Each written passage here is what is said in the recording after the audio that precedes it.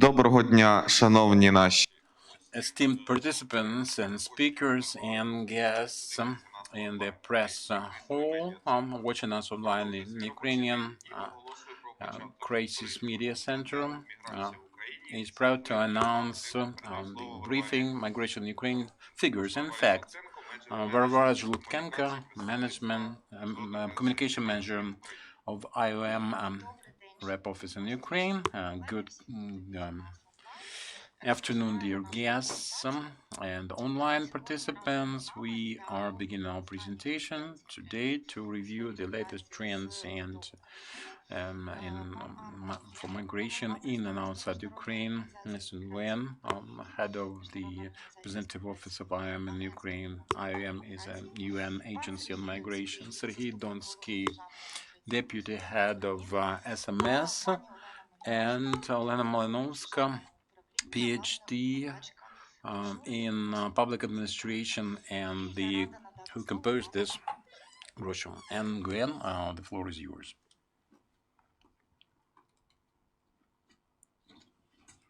Ladies and gentlemen, esteemed representatives of the Ukrainian media, it's my great pleasure to welcome you to the launch of the 5th edition of the Migration in Ukraine Facts and Figures publication. I'd like to begin by expressing my appreciation to the State Migration Service of Ukraine and the State Statistics Service of Ukraine for partnering with us in this event.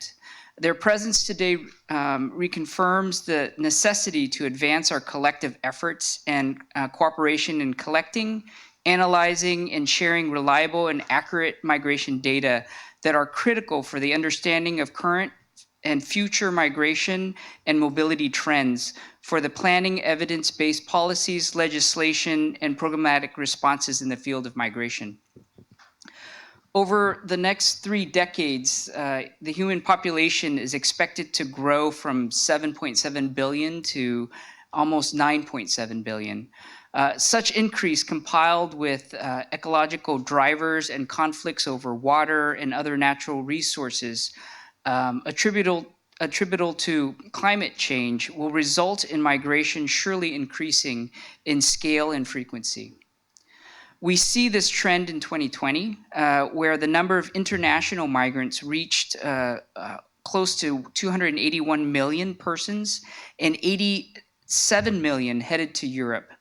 If you add the declining population in Europe, and especially in Ukraine, we can assume that this trend will continue to also increase.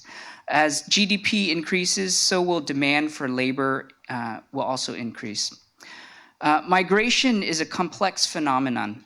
It's the focus of significant political and media attention and is all too frequently misunderstood and misinterpreted. We value the role of media and are pleased to see Ukrainian journalists presented in this launch. IOM and the wider United Nations system are themselves in need of high quality data for the design, implementation, monitoring, and evaluation of their programs, operations, and policy advice. In the 2030 Agenda on Sustainable Development highlights the importance of quality and timely disaggregated data to guide decision-making and to help measure progress. Human mobility is a theme that cuts across the 2030 Agenda. The motto "to leave no one behind" is a clear call for sustainable development to be inclusive, including for migrants and other mobile populations. Consequently, the IOM Director General has identified migration data as one of the priority issues for IOM and has committed to strengthening the organization's engagement in this area, including through its role as coordinator and secretariat of the United Nations Network on Migration and through strategic partnerships. Let me reiterate that times of crisis, such as the ongoing pandemic, bring an acute awareness of the essential need for data while starkly revealing gaps and deficiencies in existing data systems. It's necessary to capitalize on this awareness, build on experiences, and leverage new technologies to strengthen the evidence base that policymakers, practitioners, and the public need to understand and to navigate the complex and fast-changing environment. Doing this will help to anticipate changes and to reduce risks, to prepare, protect, and respond in a timely and effective manner, and inform strategies and long-term planning to support good governance and to help achieve a safer, more sustainable, and more equitable future. IOM Ukraine puts a strong emphasis on providing support to the government's efforts at the national and local levels to collect, analyze, and utilize disaggregated migration data while upholding the right to privacy and data protection. The Facts and Figures publication, which was first launched in 2011, represents a modest contribution to the IOM commitment for enhancing data migration, collection, and sharing. It provides an overview of recent migration data and statistics collected from publicly available resources, as well as an analytical assessment of drivers, positive and negative impacts of migration in Ukraine, in the Ukrainian context, as well as the needs and vulnerabilities of migrants. This year, publication pays special attention to the impact of COVID-19 pandemic on migratory movements from and towards Ukraine, and explores how affected migrants and hosting communities it serves as a useful source of information for all migration stakeholders. Please allow me to conclude by emphasizing that close cooperation with state is at the heart of the IOM work on data, including through the provision of technical assistance and capacity development support. The organization has been stepping up such support to governments, especially when it comes to developing and updating country and regional migration profiles. In this respect, we would be pleased to join the SMS's ongoing efforts to develop the migration profile for Ukraine. Furthermore, we would be very much welcome to support any effort of the State Statistical Office to include a migration module in the forthcoming population census, which is critical for understanding migration patterns in the context of Ukraine and for shaping future research work in the field of migration. And there are no doubts that we can achieve our ambitious goals acting together and building partnerships based on common values and driven by our strong will to move forward and further. So let's move forward. Thank you for your time. Дякуємо, пане Нгуєн. До речі, цього року виповнюється 70 років від Mr. Nguyen.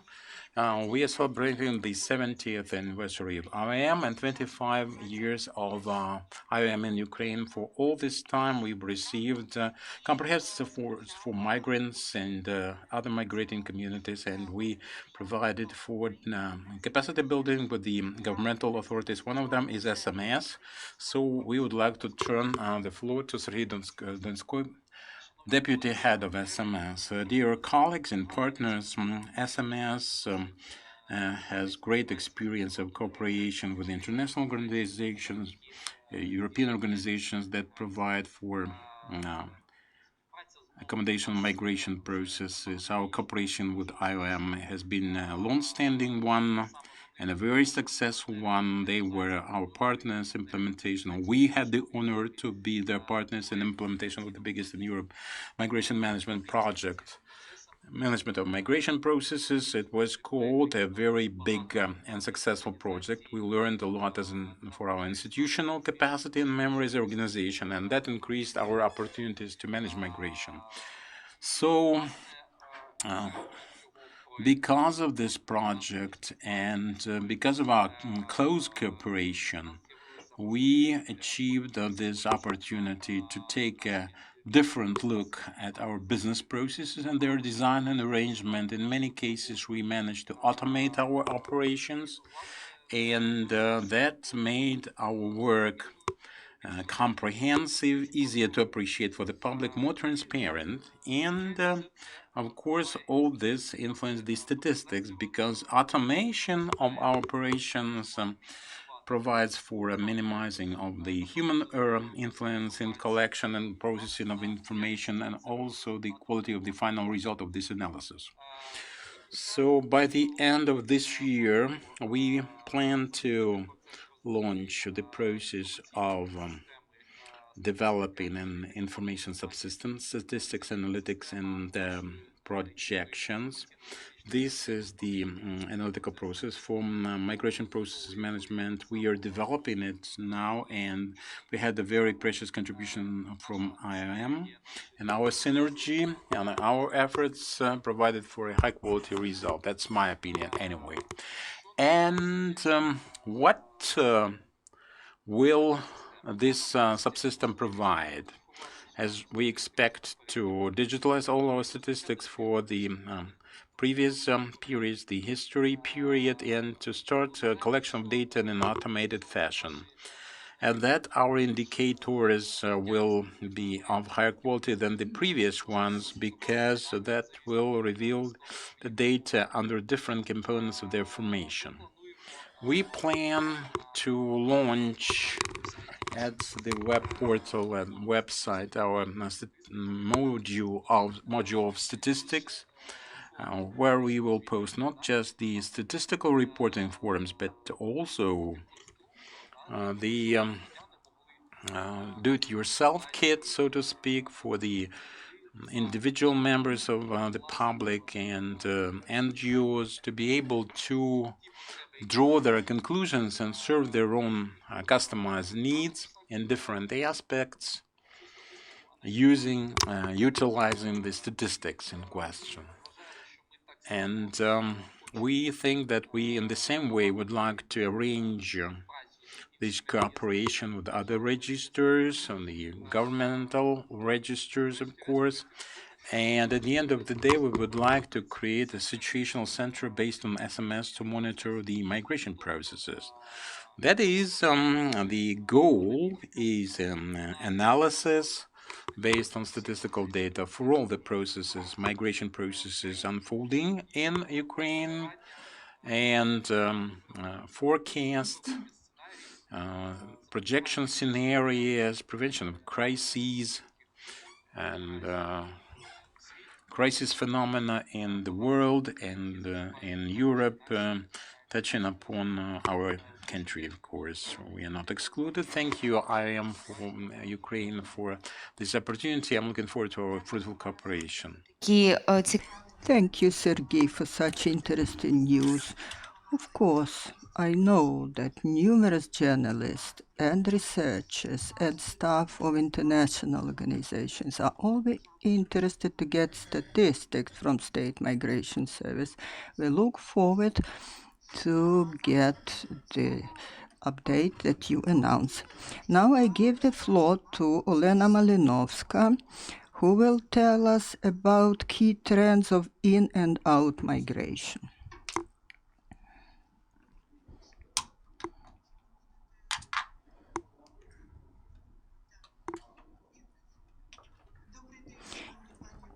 Good afternoon, dear ladies and gentlemen. Thank you for the opportunity to speak and present the results of our joint work.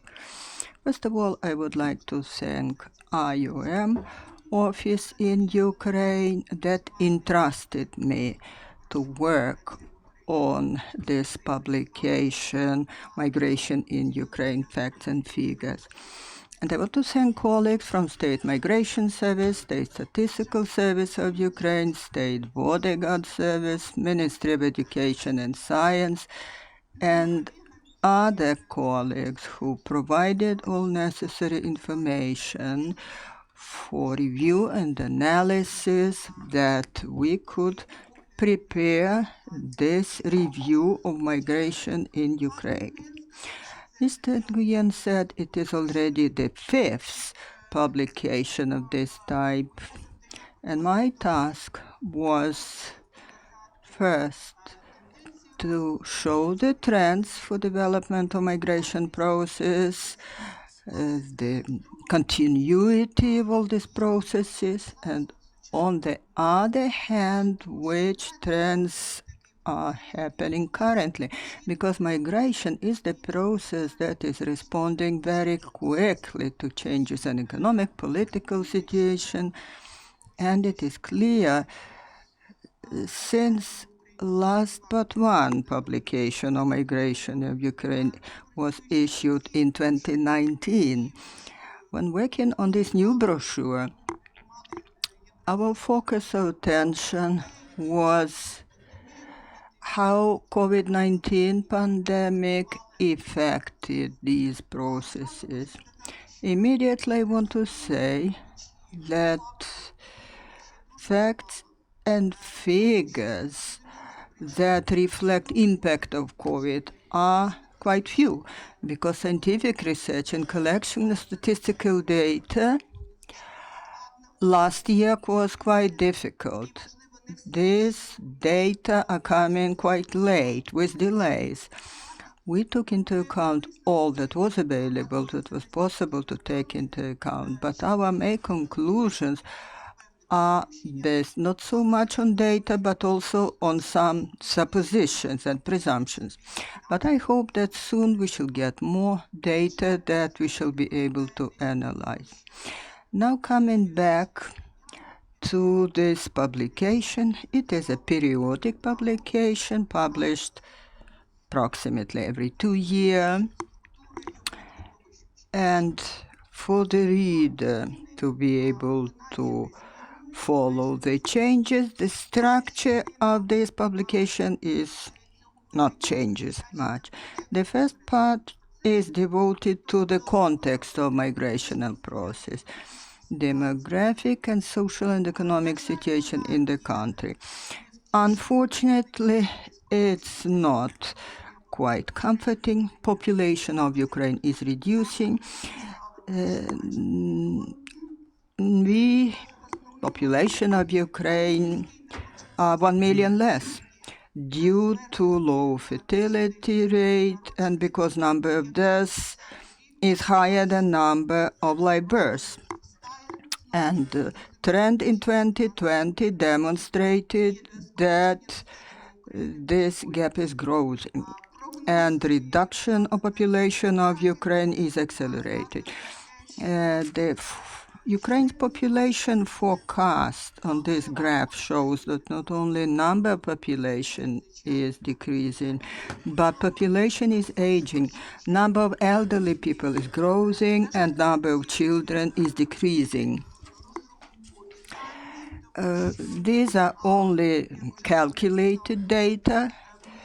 As Mr. Nguyen said, we are looking for next census to take place in Ukraine. We didn't have census for almost 20 years. Maybe these figures will be exactified, but this is the trend that we observed. In demographic situation like that, migration becomes a very important factor, either increasing population or decreasing population. That depends on social and economic situation in the country, to what extent it is comfortable for citizens of the country and to what extent it is attractive to foreigners who would like to move to Ukraine and reside there. Next chapter of this brochure shows some statistical data regarding social and economic development of Ukraine in the recent time. Same as in the demographic sphere, in social and economic sphere, there is nothing to boast about much. GDP of Ukraine has decreased by 4%.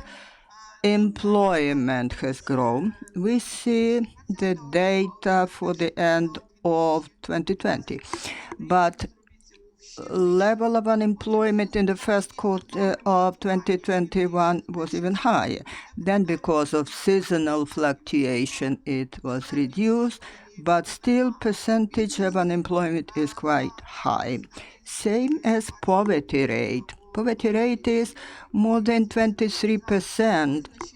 That means that more than 8 million citizens live below the poverty line, and that creates serious preconditions for migrational processes.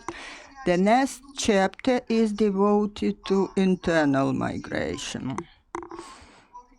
According to the estimates of IOM, internal migration the world over is about 7 times more than international migration. In Ukraine, internal movement is the most massive and the most important trend. We see that increasing population, urbanization. In 2020, this trend slowed down, but still rural population decreases. Mainly big cities, megapolises with more than 1 million population. Their population is growing, and we see that positive, negative balance of Kiev is less than that of Kiev Oblast, because newly constructed houses cost suburban areas of big cities have increased population. Migration flows are directed to suburban areas around big cities. Mass secular migration is important. According to estimates, 1/3 of labor-age population of Kiev Oblast work in Kiev. From 600 to 700,000 people move to Kiev every day, either to work or to study. A great part of secular migration is educational migration. But getting employment not in the place where you reside, this is quite a popular trend in Ukraine. According to the data from State Statistical Service of Ukraine, when at least 2 million persons work not in the place where they live permanently. And of course, forced internal migration is quite a complicated and lengthy program. In 2020, number of internally displaced persons has grown, not much, but still growth trends preserves.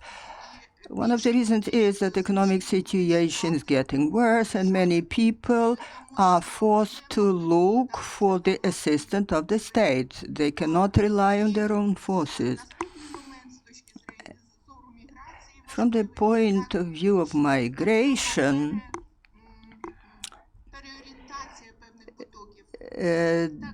the trend shows reorientation of main migration flows. The biggest number of IDPs are registered in the territory of Donetsk and Lugansk Oblast, but still number of IDPs in Kiev and Kiev Oblast is growing.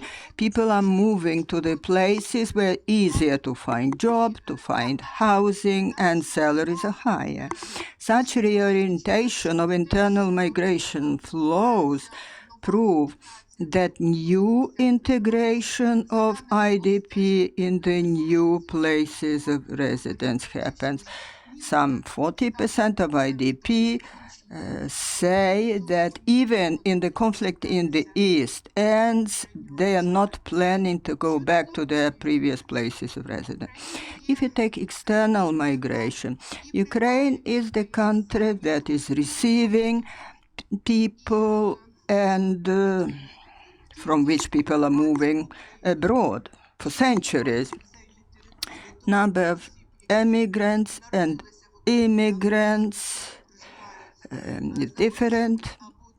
Number of people who were born in Ukraine but live abroad, or people who were born not in Ukraine but live in Ukraine now, is quite high. These groups of population were formed back in the Soviet times. That was movement between former Soviet Union republics.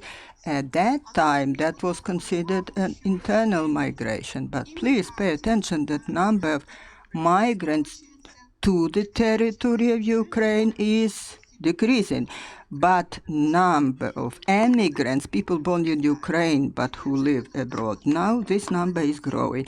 And that is happening in the course of the last 20 years when Ukraine became open to the world and population got possibility to move not only in the eastern direction to other countries of the world as well. The most important and biggest migration flow is external labor migration to earn money outside the borders of Ukraine. According to the data of survey conducted by Sociology Institute of Academy of Science, almost 1/3 of populations, in response to the question in regard to intention to go to work abroad, or whether they have experience of migration and the family members, this number is growing. And orientation of people to work abroad is growing. Back in 2019, 16%, but in 2020, we saw that number of people intending to go to work abroad decreased a little bit. It was only 12%. But this is quite a considerable share population of Ukraine. It is understandable why that happened. Because of COVID, there were some limitations of border crossing. According to the data of Border Guard Service, number of border crossings by Ukrainians decreased almost 3 times, and border crossing towards Russian Federation decreased by 5.5 times. And number of labor migrants in spring 2020 was forced to return to Ukraine. But we have to say that that wasn't on a mass scale. Not more than 10% of the labor migrants returned in this way. Mostly they were people who came back being of mind to come back as soon as possible. And certain trends changed there. We can observe that it is easier now to have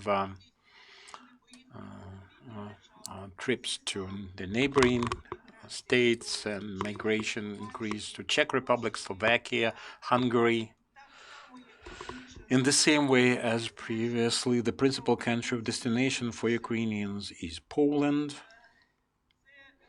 And this graph demonstrates the number of applications for jobs in the territory of Poland for Ukrainians up to 6 months. You can see 2020, the number of such applications slightly decreased, but nevertheless, that's more than 1 million still, and this is a big number of people. It's a big contribution of Ukrainians into development of the Polish economy. And we have to say here that what also increased significantly was the number of applications from Ukrainians to get permanent residence or long-term permits in Poland. Well, so the pandemic itself, which limited opportunities for the circular migration, the periodicity of such trips led to the situation when we have stronger tendencies in conversion from temporary into permanent or long-term migration, at least. The importance of labor migration for Ukraine is very high indeed, and perhaps it's underestimated here. And if journalists write that our labor migrants are the biggest investors, that is a truth. Because if we compare the National Bank's data, National Bank of Ukraine remittances in hard currency and direct migrations, investments. That's you can see it's going down. Despite all the difficulties of 2020, the scope of private remittances in hard currency hasn't changed. It's less than 0.5%, versus the orange line, which represents the FDIs. And this is a very important proportion for the income of the migrants' households and for the economy of Ukraine.